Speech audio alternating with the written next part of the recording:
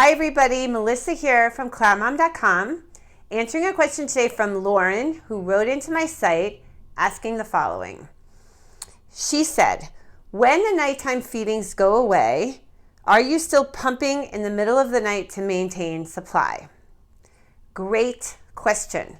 I do remember with my first OB who delivered my first 3 babies and actually was a high school friend of mine, that she used to set her alarm for 2 a.m., wake up and pump and get a lot of milk in that way. And I remember saying to myself, wow, I will never be able to do this. This sounds completely exhausting. A lot of us do tend to produce quite a bit of milk during the night, which is why often at that first feeding in the morning, your breasts might seem very, very full or engorged.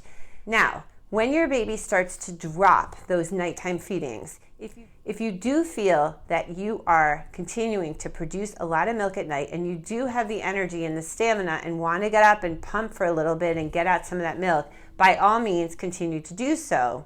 What you're effectively telling your body is that your baby is needing milk at that time. You're telling your body, continue to make milk for my baby who needs it now.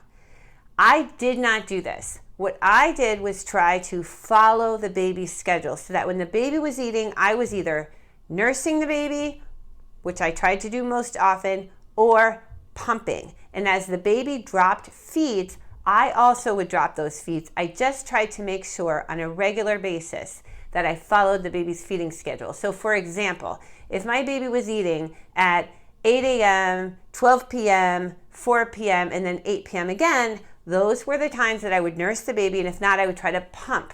Now, this really worked for me because I found that when I did on occasion have to just run out and miss a feeding completely and have, someone else give the baby a bottle, that it wouldn't be so detrimental and I wouldn't start to see my milk supply going down because I was used to feeding the baby on that schedule.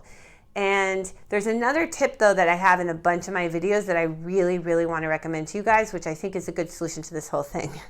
And I love this. It is a bit of over lactating, some might say, but it really worked for me.